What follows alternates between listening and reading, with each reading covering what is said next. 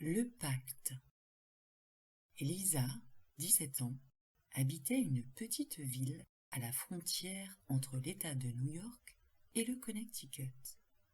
Elle avait été adoptée par une famille aimante quand elle était enfant, mais la question de ses origines ne la préoccupait nullement. Toutes ses pensées étaient tournées vers Joey, un garçon de son lycée qui faisait partie d'une bande de motards et dont elle était tombée désespérément amoureuse.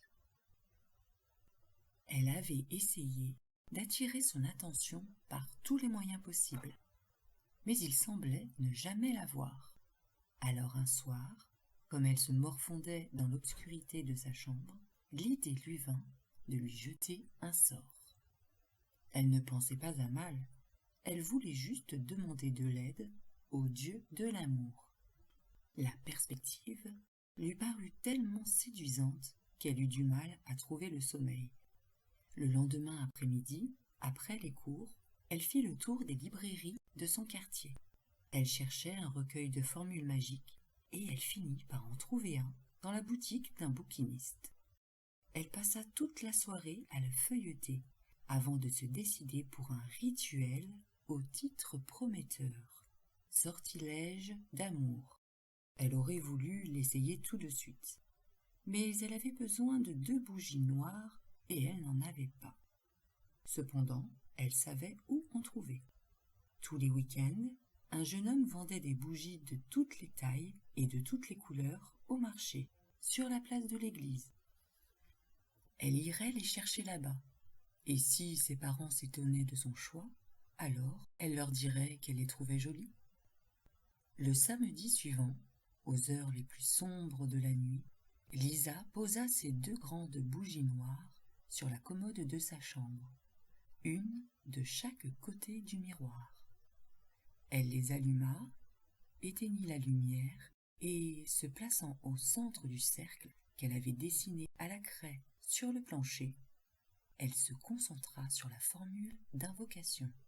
« Entends-moi, ô toi qui as le pouvoir d'adoucir les cœurs des hommes », commença-t-elle à réciter d'une voix tremblante. « Remplis-le d'amour et de désir. Entends-moi, ô Azaël, Amiel, Raviel. » Lisa, qui tenait son livre entre les mains, prenait de l'assurance à chaque mot. Elle s'agenouilla devant l'autel improvisé et un courant d'air glacé se mit à tournoyer autour d'elle. Quelque chose la força alors à se relever la tête. Quelque chose la força alors à relever la tête. Et, regardant le miroir, elle s'aperçut qu'elle n'était plus seule.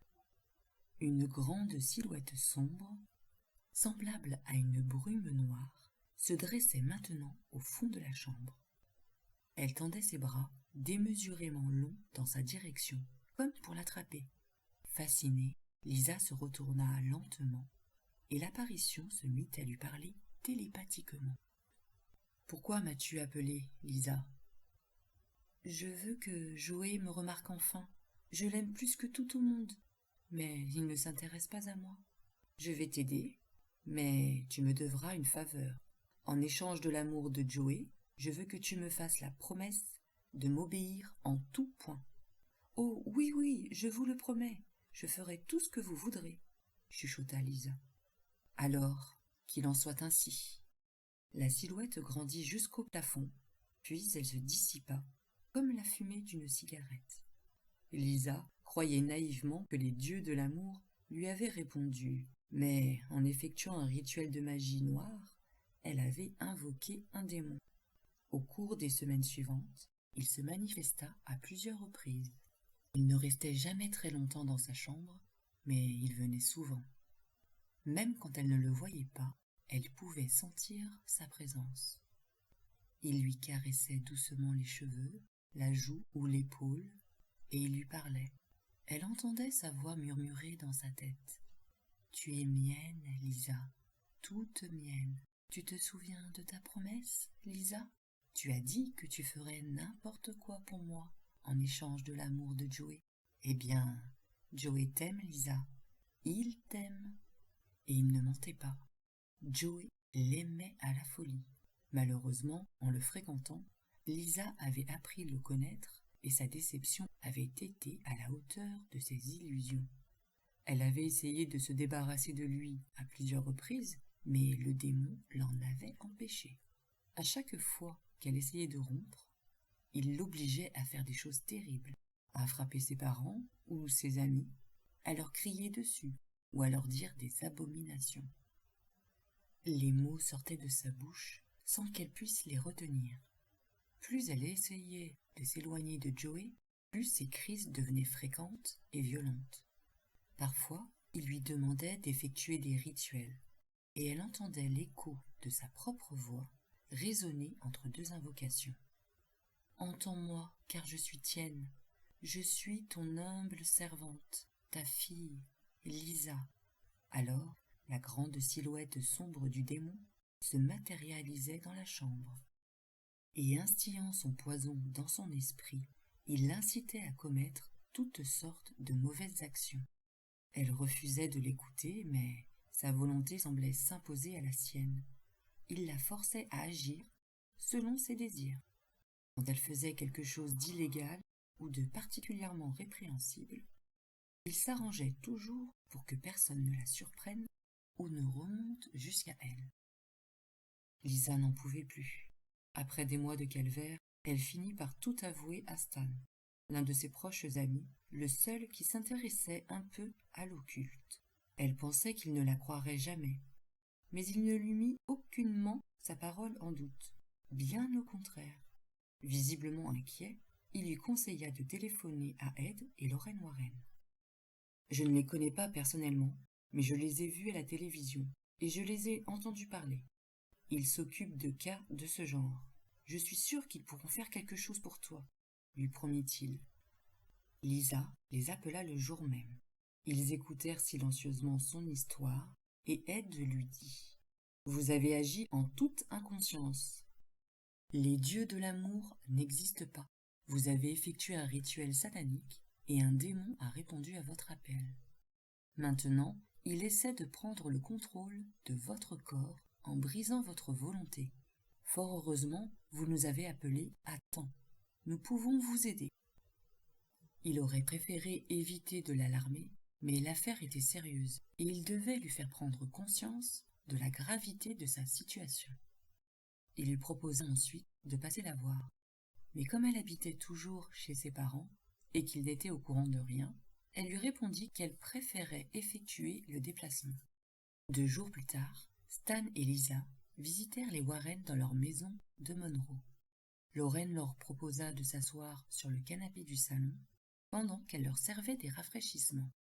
Ed commença à interroger Lisa.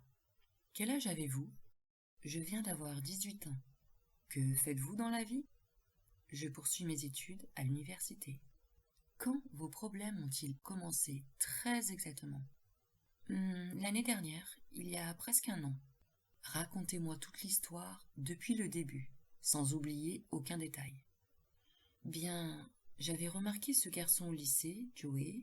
Il faisait partie d'une bande de motards et je le trouvais fascinant. Je m'arrangeais toujours pour passer devant lui. Je le guettais à la sortie des cours, je traînais aux mêmes endroits que lui. Enfin, vous voyez ce que je veux dire. Je faisais tout pour me faire remarquer, mais il ne me parlait jamais. Alors un soir, comme je cherchais un moyen d'attirer son attention, soudain, Lisa sentit un voile glacé la recouvrir, et une voix s'insinua dans sa tête. « Oh mon Dieu, il est là, il est là. Aidez-moi, s'il vous plaît, aidez-moi » se mit-elle à crier hystériquement. « Que veut-il ? » ?»« Il ne veut pas que je vous parle. Il dit qu'il va m'arracher le cœur, me jeter dans la mer de l'oubli et qu'il ne me laissera plus jamais en sortir.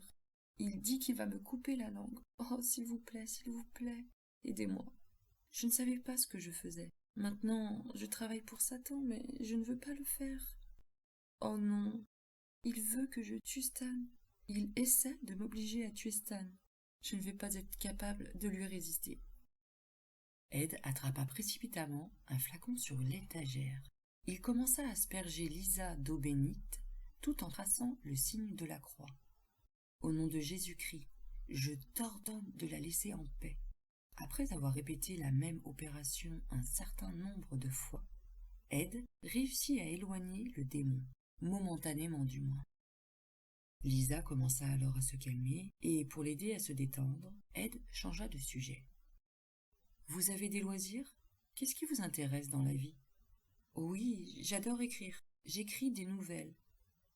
D'ailleurs, j'en ai écrit une de bizarre dernièrement. Elle ne ressemblait en rien à mes histoires habituelles. »« Ah bon? De quoi parle-t-elle ?»« D'une fille qui se trouve dans une pièce complètement obscure. Elle attend de rencontrer son petit ami, Stan. Elle n'arrête pas de crier son prénom, encore et encore, mais il ne répond jamais. Il n'est pas encore arrivé. Puis, elle sent une présence dans la pièce. Elle sait que c'est Satan en personne. Elle devine qu'il lui sourit en la regardant. Puis, il lui dit « Tu es ma fille. Tu m'as dit que tu ferais n'importe quoi pour moi, en échange de l'amour de Joey. Eh bien, le temps est venu d'honorer ta promesse.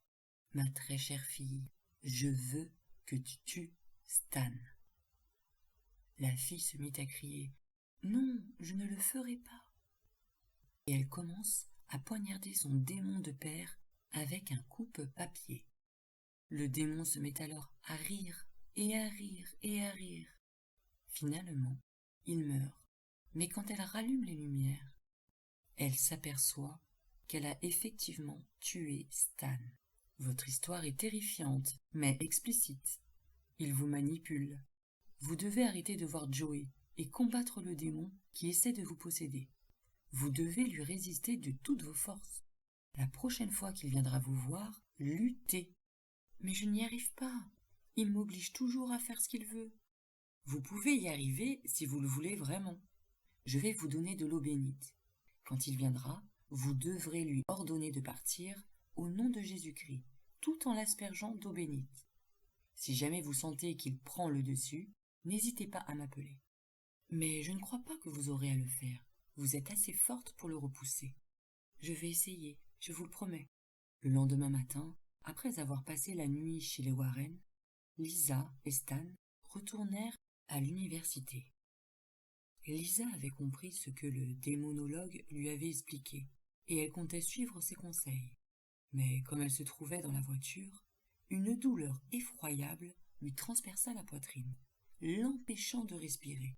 Pas une seconde, elle ne soupçonna une attaque démoniaque. La douleur dura quelques minutes avant de s'estomper, mais elle se répéta 3 fois dans la journée, et Lisa, qui n'avait jamais rien connu de semblable, commença à se demander si elle n'était pas atteinte d'un cancer ou d'une maladie grave. La nuit suivante, le démon apparut près de son lit, mais elle réussit à le repousser. Au cours des jours suivants, des vagues de douleurs de plus en plus violentes la terrifièrent. Elle ne les attribuait jamais à son visiteur, mais à une pathologie ou une autre. Au cours de la même période, l'idée de se tourner une nouvelle fois vers le satanisme et de tuer Satan s'imposa dans son esprit. La tentation était si forte qu'elle faillit y céder. Puis, brusquement, après plusieurs mois de calvaire, le démon commença à relâcher son emprise. Lisa connut alors quelques semaines de tranquillité. Elle se pensait définitivement libérée, mais elle se trompait.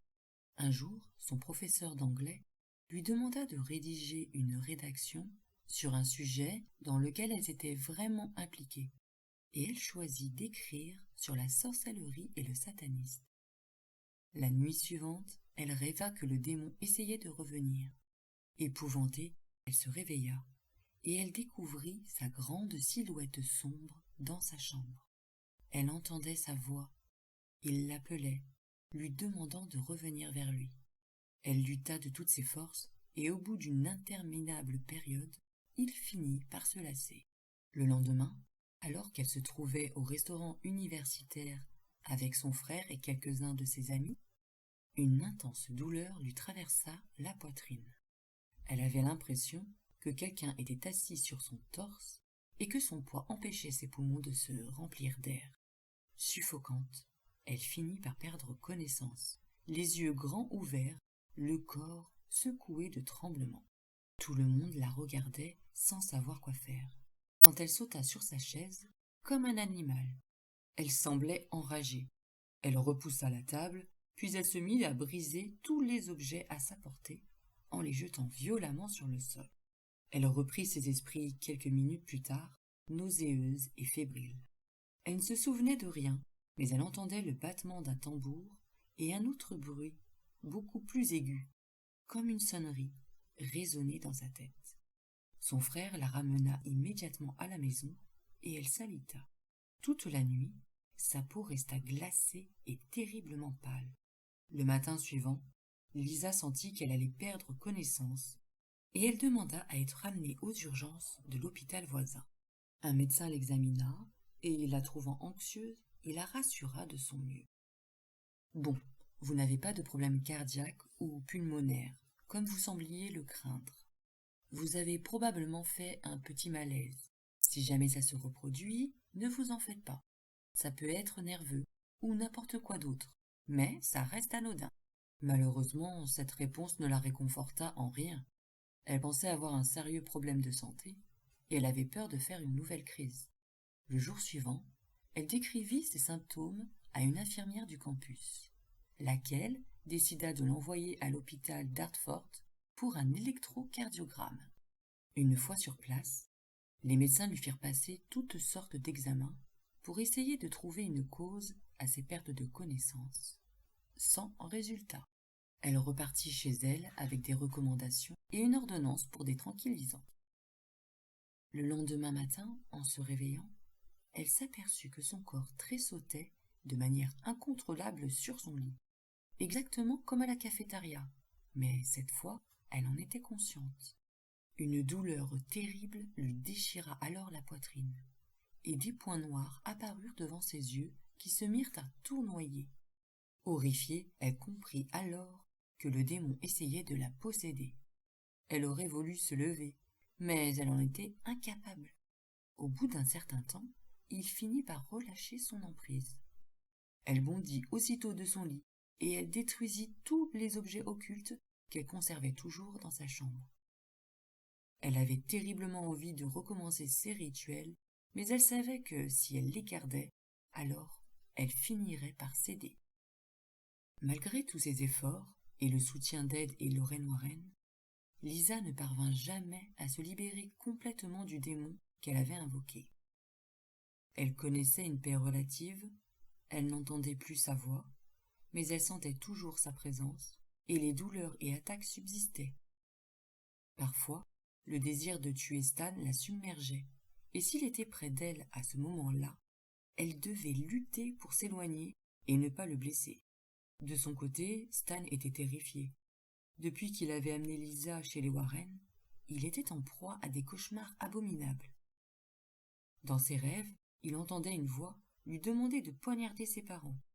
Il tentait de s'y opposer, mais il finissait toujours par perdre la bataille et par tuer avec un grand couteau de cuisine.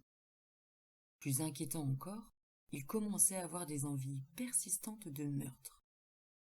Même quand il était réveillé, et il avait de plus en plus de mal à y résister. Il ne savait pas si l'histoire de Lisa l'avait impressionné ou si le cauchemar ne faisait que commencer. À la fin de l'année scolaire, il s'installa chez son oncle qui habitait un autre État. Et plus personne ne le revit jamais.